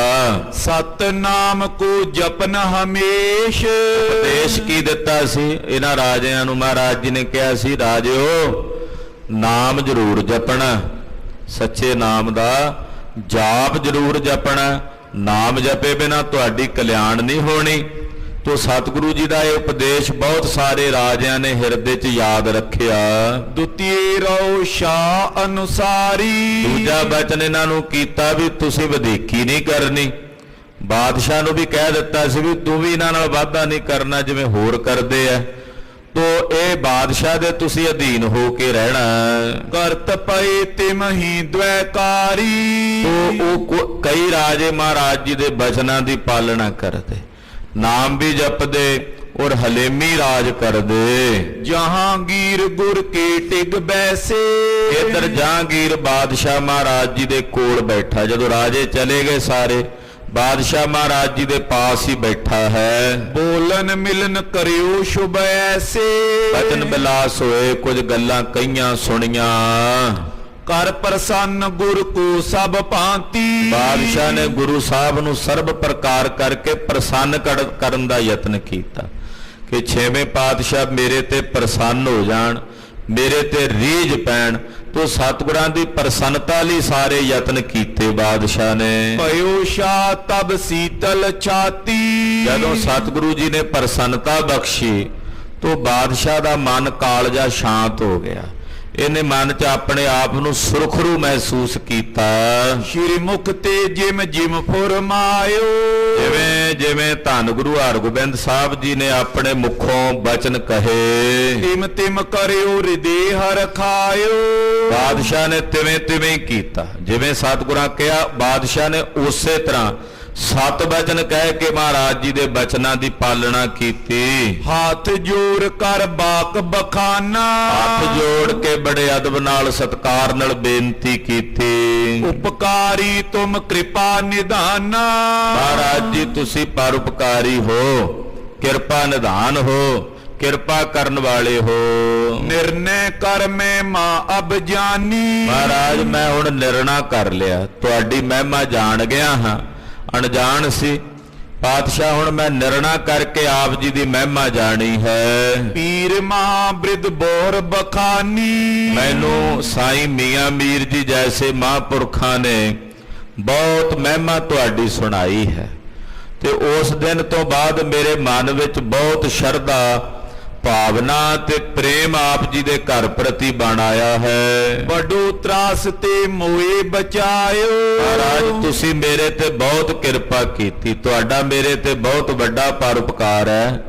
ਮੈਂ ਡਰਦਾ ਸੀ ਰਾਤ ਨੂੰ ਬਹੁਤ ਜ਼ਿਆਦਾ, ਪ੍ਰਾਣ ਨਿਕਲਣ ਵਾਲੇ ਹੋ ਜਾਂਦੇ ਸੀ ਮੇਰੇ। ਤੁਸੀਂ ਉਸ ਡਰ ਤੋਂ ਮੈਨੂੰ ਬਚਾਇਆ, ਉਸ ਭੈ ਤੋਂ ਆਪ ਜੀ ਨੇ ਮੈਨੂੰ ਮੁਕਤੀ ਦਿੱਤੀ ਹੈ। ਜਬ ਸਿਮਰੋਂ ਹਾਜ਼ਰ ਦਰਸਾਇਓ। ਮਹਾਰਾਜ ਜਦੋਂ ਜਦੋਂ ਵੀ ਮੈਂ ਤੁਹਾਨੂੰ ਯਾਦ ਕੀਤਾ ਉਦੋਂ ਡਰ ਕੇ ਆਪ ਜੀ ਨੇ ਉਦੋਂ ਹੀ ਮੈਨੂੰ ਦਰਸ਼ਨ ਦਿੱਤੇ। ਜਦੋਂ ਵੀ ਮੈਂ ਡਰ ਕੇ ਤੁਹਾਨੂੰ ਅਰਾਧਿਆ ਤੁਸੀਂ ਹਾਜ਼ਰ ਹੋ ਕੇ ਮੈਨੂੰ ਦਰਸ਼ਨ ਦੇ ਕੇ ਉਸ ਡਰ ਤੋਂ ਮੈਨੂੰ ਮੁਕਤ ਕੀਤਾ। ਇਹ ਤੁਹਾਡੀ ਕਿਰਪਾ ਹੈ। ਨਿਤ ਰਾਖੇ ਆਪਣੇ ਮਹਿਮਾਨੀ। ਮਹਾਰਾਜ ਮੈਂ ਤੁਹਾਨੂੰ ਆਪਣਾ ਕਰਕੇ ਮੰਨ ਲਿਆ ਤੇ ਤੁਸੀਂ ਮੈਨੂੰ ਆਪਣਾ ਕਰਕੇ ਪਾਲਿਆ। ਤਰਾਸ ਕਸ਼ਟ ਮੇਰੇ ਸਭ ਹਾਨੀ। ਮੇਰੇ ਜਿੰਨੇ ਡਰ ਸੀ, ਮੇਰਾ ਜਿੰਨਾ ਕਸ਼ਟ ਸੀ, ਉਹ ਆਪ ਜੀ ਨੇ ਦਇਆ ਕਰਕੇ ਕਿਰਪਾ ਕਰਕੇ ਮੇਰਾ ਕਸ਼ਟ ਨਿਵਾਰ ਦਿੱਤਾ ਹੈ, ਮੇਰਾ ਦੁੱਖ ਨਿਵਾਰ ਦਿੱਤਾ। ਸਤਿਗੁਰੂ ਜੀ ਤੁਸੀਂ ਮੇਰੇ ਤੇ ਬਹੁਤੀ ਵੱਡੀ ਭਾਰੀ ਦਇਆ ਕੀਤੀ ਹੈ। ਛੇਵੇਂ ਪਾਤਸ਼ਾਹ ਕਹੇ ਆਪ ਕੇ ਹੋਂ ਅਨੁਸਾਰਾ। ਮਹਾਰਾਜ ਮੈਂ ਹੁਣ ਤੁਹਾਡੇ ਤਾਬਿਆਂ ਹਾਂ, ਤੁਹਾਡੇ ਅਨੁਸਾਰੀ ਹਾਂ। ਜਿਵੇਂ ਹੁਕਮ ਕਰੋਗੇ ਆਪ ਜੀ, ਮੈਂ ਆਪ ਜੀ ਦੇ ਹੁਕਮ ਨੂੰ ਸਿਰ ਮੱਥੇ ਪ੍ਰਵਾਨ ਕਰਾਂਗਾ। ਸ਼੍ਰੀ ਗੁਰੂ ਰਉ ਮੋਰ ਰਖਵਾਰਾ। ਪਰ ਮਹਾਰਾਜ ਮੇਰੀ ਬੇਨਤੀ ਹੈ, ਮੇਰੀ ਰੱਖਿਆ ਹੀ ਰੱਖਿਓ, ਅੱਗੇ ਵੀ, ਅੱਗੇ ਤੋਂ ਵੀ ਕਿਰਪਾ ਹੀ ਰੱਖਿਓ ਮਹਾਰਾਜ, ਮੇਰੀ ਸਦਾ ਹੀ ਰੱਖਿਆ ਰੱਖਿਓ। ਸ਼੍ਰੀ ਹਰਿ ਗੋਬਿੰਦ ਕਹੇ ਸੁਨ ਛਾਉ। ਜਦੋਂ ਬਾਦਸ਼ਾਹ ਨੇ ਏਦਾਂ ਬੇਨਤੀ ਕੀਤੀ ਸੁਣ ਕੇ ਧੰਨ ਗੁਰੂ ਹਰਗੋਬਿੰਦ ਸਾਹਿਬ ਜੀ ਬੋਲੇ, ਕਹਿੰਦੇ ਬਾਦਸ਼ਾਹ ਸੁਣ। ਸ਼ਰਦਾ ਧਰੇ ਜੇ ਗੁਰ ਕਰ ਮਾਉ। ਬਾਦਸ਼ਾਹ ਜਿਹੜਾ ਵੀ ਕੋਈ ਮਾਈ ਭਾਈ ਗੁਰੂ ਘਰ ਤੇ ਸ਼ਰਧਾ ਰੱਖਦਾ, ਸ਼ਰਧਾ ਬੜਾ ਵੱਡਾ ਗੁਣ ਹੈ ਸ਼ਰਧਾ। ਬਾਦਸ਼ਾਹ ਕਹਿੰਦੇ ਜਿਹੜਾ ਵੀ ਕੋਈ ਮਾਈ ਭਾਈ ਗੁਰੂ ਘਰ ਤੇ ਸ਼ਰਧਾ ਰੱਖਦਾ, ਤਿਨ ਕੇ ਸਦਾ ਸਹਾਇਕ ਅਹੀ। ਮੈਂ ਉਹਦਾ ਸਦਾ ਹੀ ਸਹਾਇਕ ਹਾਂ, ਮੈਂ ਉਹਦੀ ਸਦਾ ਹੀ ਸਹਾਇਤਾ ਕਰਦਾ ਜਿਹੜਾ ਗੁਰੂ ਨਾਨਕ ਸਾਹਿਬ ਤੇ ਸ਼ਰਧਾ ਰੱਖਦਾ। ਸ਼ਰਧਾਵਾਨਾਂ ਦਾ ਮੈਂ ਸਹਾਇਕ ਹਾਂ, ਜਿਹੜਾ ਸ਼ਰਧਾਵਾਨ ਨਹੀਂ ਨਾ ਹੈ ਉਹਦੀ ਮੈਂ ਕੋਈ ਮਦਦ ਨਹੀਂ ਕਰਦਾ, ਕਿਉਂਕਿ ਸਾਡੀ ਸ਼ਰਧਾ ਨਹੀਂ ਗੁਰੂ ਸਾਹਿਬ ਜੀ ਦੇ ਪ੍ਰਤੀ ਜਦੋਂ ਪੂਰਨ ਸ਼ਰਧਾ ਹੋਵੇਗੀ, ਭਾਵਨਾ ਹੋਵੇਗੀ, ਗੁਰੂ ਸਾਹਿਬ ਦੀ ਕਲਾ ਵਰਤਦੀ।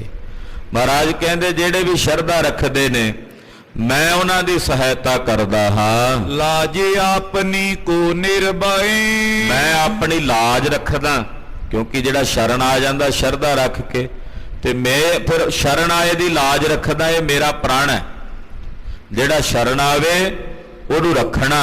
ਤੇ ਪਾਤਸ਼ਾਹ ਕਹਿੰਦੇ ਮੈਂ ਫਿਰ ਆਪਣੇ ਪ੍ਰਣ ਦੀ ਲਾਜ ਰੱਖਦਾ ਹਾਂ। ਜਾਣੇ ਪਰਿਉ ਆਸਰੇ ਆਏ, ਮੈਂ ਇਹ ਜਾਣਦਾ ਵੀ ਇਹ ਮੇਰੀ ਸ਼ਰਨ ਆ ਗਿਆ, ਮੇਰੇ ਆਸਰੇ ਦੇ ਉੱਤੇ ਆ ਕੇ ਮੇਰੀ ਸ਼ਰਨ ਗ੍ਰਹਿਣ ਕਰ ਲਈ ਹੈ। ਹੁਣ ਜਦੋਂ ਵੇਖ ਲੈਣਾ ਵੀ ਇਹਨੂੰ ਕੱਲਾ ਮੇਰਾ ਹੀ ਆਸਰਾ, ਤੇ ਫਿਰ ਮੈਂ ਉਹਦੀ ਬੌੜੀ ਕਰਦਾ। ਜਿਹੜਾ ਦਰ ਦਰ ਦੇ ਉੱਤੇ ਆਸਰਾ ਰੱਖਦਾ ਫਿਰ ਉਹਦੇ ਤੇ ਨਹੀਂ ਮੈਂ ਕਿਰਪਾ ਕਰਦਾ।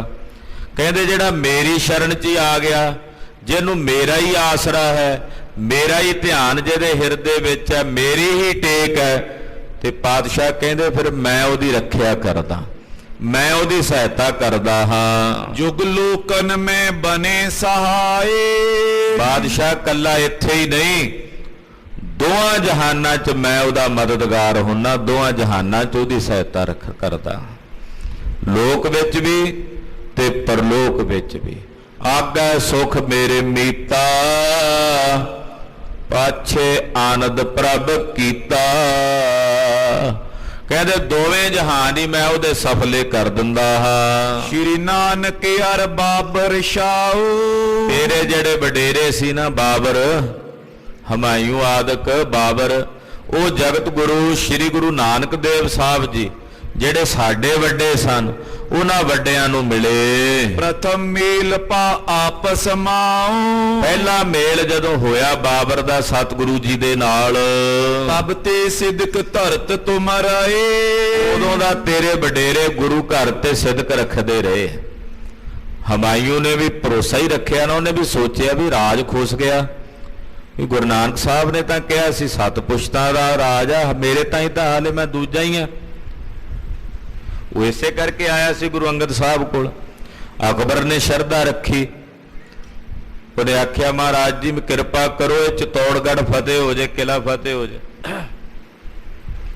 ਤਾਂ ਗੁਰੂ ਸਾਹਿਬ ਨੇ ਕਿਰਪਾ ਕੀਤੀ। ਹੁਣ ਤੂੰ ਸ਼ਰਧਾ ਰੱਖੀ ਹੈ ਤੇ ਤੇਰੇ ਤੇ ਕਿਰਪਾ ਵਰਤੀ ਹੈ।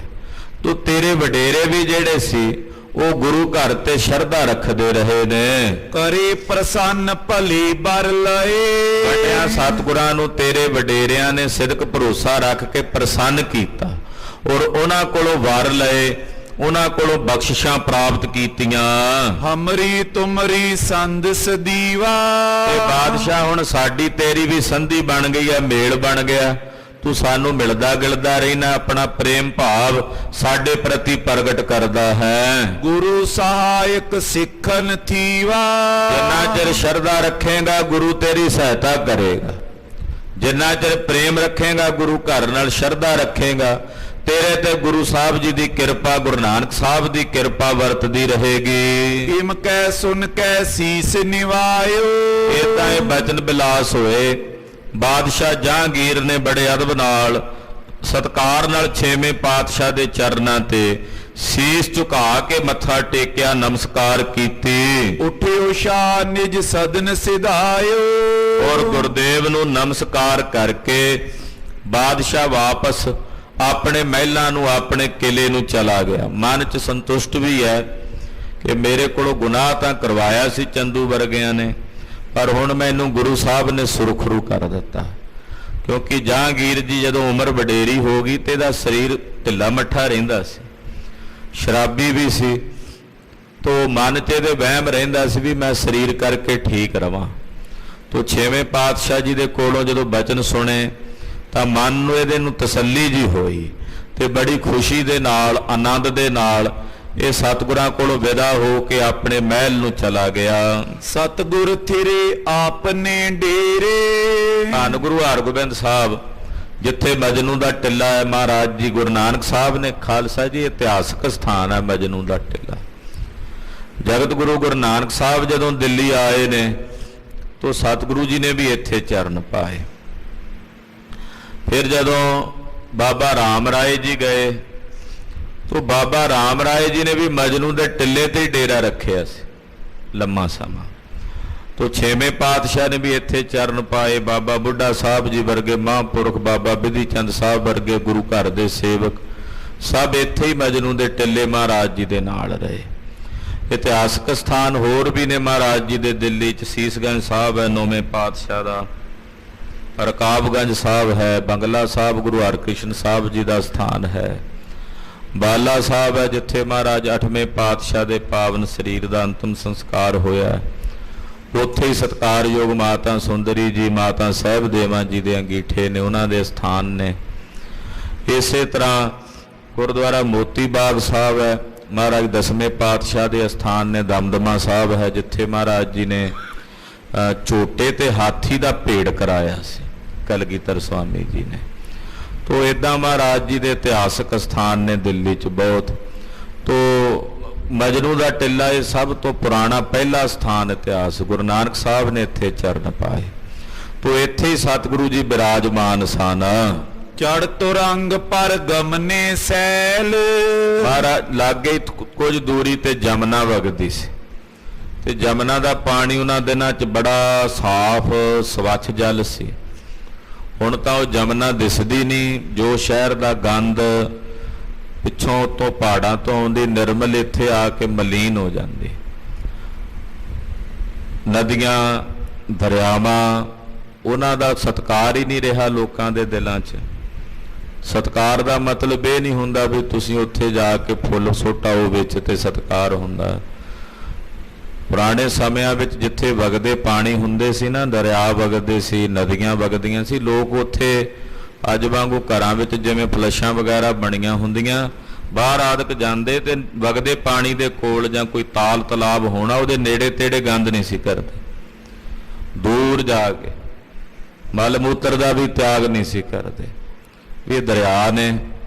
ਹੁਣ ਜੋ ਗੰਦ ਹੁੰਦਾ ਫੈਕਟਰੀਆਂ ਦਾ, ਘਰਾਂ ਦਾ, ਸਭ ਉੱਥੇ ਜਾ ਰਿਹਾ। ਤੋ ਗੰਦਲੇ ਕਰ ਦਿੱਤੇ, ਨਦੀਆਂ ਦਰਿਆ ਪ੍ਰਦੂਸ਼ਿਤ ਕਰ ਦਿੱਤੇ। ਜੀਵ ਜੰਤੂ ਕਿੰਨੀਆਂ ਬਦਸੀਸਾਂ ਦਿੰਦੇ ਹੋਣਗੇ ਜਿਹੜੇ ਉਹਦੇ 'ਚ ਤੜਫਦੇ ਹੋਣਗੇ, ਮਰਦੇ ਹੋਣਗੇ। ਕੈਮੀਕਲ ਵਾਲੇ ਪਾਣੀ ਫੈਕਟਰੀਆਂ ਦੇ ਲੋਕ ਰੋਲਾ ਪਾਉਂਦੇ, ਥੋੜੇ ਸਮੇਂ ਲਈ ਸ਼ਾਂਤੀ ਜੀ ਵਰਤਦੀ, ਮੁੜ ਕੇ ਫਿਰ ਉਹੀ ਕੁਝ ਹੋ ਜਾਂਦਾ। ਤੋ ਛੇਵੇਂ ਪਾਤਸ਼ਾਹ ਜੀ ਮਹਾਰਾਜ ਘੋੜੇ ਤੇ ਸਵਾਰ ਹੋਏ। ਸਿੱਖਾਂ ਨੂੰ ਕਹਿੰਦੇ ਚਲੋ ਜਮਨਾ ਦੀ ਸੈਰ ਕਰਕੇ ਆਈਏ। ਜਮਨਾ ਨਦੀ ਦੇ ਕੰਢੇ ਕੰਢੇ ਮਹਾਰਾਜ ਜੀ ਸੈਰ ਕਰਨ ਵਾਸਤੇ ਘੋੜਿਆਂ ਤੇ ਸਵਾਰ ਹੋ ਕੇ ਗਏ। ਤਟ ਤਟ ਜਮਨਾ ਕੀ ਚੱਲ ਗੈਲ। ਜਮਨਾ ਦੇ ਕੰਢੇ ਕੰਢੇ ਜਾ ਰਹੇ। ਤੋ ਗਰੀਬ ਨਵਾਜ ਪਾਤਸ਼ਾਹ ਜੀ ਮਹਾਰਾਜ ਨਾਲ ਨਾਲ ਨਹਿਰ ਦੇ ਕੰਢੇ ਕੰਢੇ, ਬੜਾ ਰਮਣੀਕ ਸਥਾਨ ਹੈ ਤੇ ਹਰਿਆਵਲ ਹੈ ਤੇ ਕੰਢੇ ਕੰਢੇ ਸਤਿਗੁਰੂ ਘੋੜੇ ਤੇ ਸਵਾਰ ਹੋ ਕੇ ਜਾ ਰਹੇ ਨੇ। ਸਨੇ ਸਨੇ ਹੀਰਤ ਜਲ ਜਾਤੇ। ਸਹਿਜੇ ਸਹਿਜੇ ਵੇਖਦੇ ਜਾਂਦੇ। ਜਮਨਾ ਦਾ ਜਿਹੜਾ ਪਾਣੀ ਹੈ ਨਾ ਉਹ ਸ਼ਿਆਮਲ ਵਰਣੀ ਹੈ। ਤੁਸੀਂ ਗੰਗਾ ਦਾ ਪਾਣੀ ਵੇਖੋਗੇ ਉਹ ਚਿੱਟੇ ਰੰਗ ਦਾ ਹੋਵੇਗਾ। ਜਮਨਾ ਦਾ ਪਾਣੀ ਵੇਖੋਗੇ ਉਹ ਕਾਲੇ ਰੰਗ ਦੀ ਹੈ। ਜਮਨਾ ਦਾ ਰੰਗ ਜਿਹੜਾ ਪਾਣੀ ਦਾ ਉਹ ਸ਼ਿਆਮਲ ਵਰ, ਇਹ ਨਹੀਂ ਵੀ ਗੰਦਾ ਹੁੰਦਾ ਹੈ, ਉਹਦਾ ਰੰਗ ਹੀ ਉਹਦਾ ਕਾਲਾ ਜਿਹਾ ਭਾਅ ਮਾਰਦਾ ਹੈ। ਤੇ ਗੰਗਾ ਦਾ ਜਿਹੜਾ ਪਾਣੀ ਉਹ ਚਿੱਟੇ ਰੰਗ ਦਾ ਹੁੰਦਾ। ਇਦਾਂ ਸਾਰੀਆਂ ਨਦੀਆਂ ਦਰਿਆ ਪਰਮੇਸ਼ਰ ਨੇ ਬਣਾਏ, ਇੱਕ ਵਰਗਾ ਦੂਜਾ ਨਹੀਂ ਹੈ। ਸਾਰੇ ਵੱਖੋ ਵੱਖਰੇ ਬਣਾਏ ਅਕਾਲ ਪੁਰਖ ਨੇ। ਤੋ ਬੜੀ ਸ਼ਿਆਮਲ ਵਰਣੀ ਜਮਨਾ ਜਿਹੜੀ ਹੈ ਉਹ ਵਗ ਰਹੀ ਹੈ। ਤੀਰ ਹਰਤਤਾ ਸੁੰਦਰ ਭਾਂਤੇ। ਜਮਨਾ ਦੇ ਕੰਢੇ ਹਰਿਆਵਲ ਹੈ, ਹਰਾ ਭਰਾ ਘਾਹ ਹੈ, ਬੂਟੇ ਲੱਗੇ ਆ, ਦਰਖਤ ਲੱਗੇ ਹੋਏ ਨੇ। ਦੂਰ ਜਾਏ ਕਰ ਉਤਰ ਤੁਰੰਗ। ਬਾਬਾ ਮਹਾਰਾਜ ਜੀ ਨੇ ਘੋੜਿਆਂ ਦੀਆਂ ਦੌੜਾਂ ਲਵਾਈਆਂ ਜਮਨਾ ਦੇ ਕੰਢੇ, ਕਿਉਂਕਿ ਖਾਲੀ ਥਾਂ ਸੀ। ਤੇ ਦੌੜ ਲਵਾਈ ਘੋੜੇ ਦੀ ਤੇ ਚਲਦੇ ਚਲਦੇ ਕਾਫੀ ਦੂਰ ਜਾ ਕੇ ਇੱਕ ਜਗ੍ਹਾ ਵੇਖੀ, ਉੱਥੇ ਮਹਾਰਾਜ ਜੀ ਉਤਰੇ ਹਨ। ਥਿਰੇ ਤਾਂ ਕੇਤਕ ਨਰ ਸੰਗ। ਮਹਾਰਾਜ ਜੀ ਦੇ ਕੁਝ ਸੇਵਕ ਸਿੱਖ ਤੇ ਕੁਝ ਦਿੱਲੀ ਦੀ ਸੰਗਤ ਸੀ, ਉਹ ਵੀ ਮਹਾਰਾਜ ਜੀ ਦੇ ਨਾਲ ਹੀ ਉੱਥੇ ਬੈਠ ਗਏ। ਨੰਦਾ ਸੰਘੇੜਾ ਤਿਸ ਠੌਰ। ਕਿਹੜੇ ਕਿਹੜੇ ਸਿੱਖ ਨੇ? ਭਾਈ ਨੰਦਾ ਜੀ ਸੰਘੇੜਾ ਤੇ ਇਹ ਵੀ ਨਾਲ ਬੈਠੇ ਹਨ। ਜੇਠਾ ਅਮੀਆਂ ਹੀਰ ਔਰ। ਭਾਈ ਜੇਠਾ ਅਮੀਆਂ ਜੋ ਹੇਹਰ ਸਨ,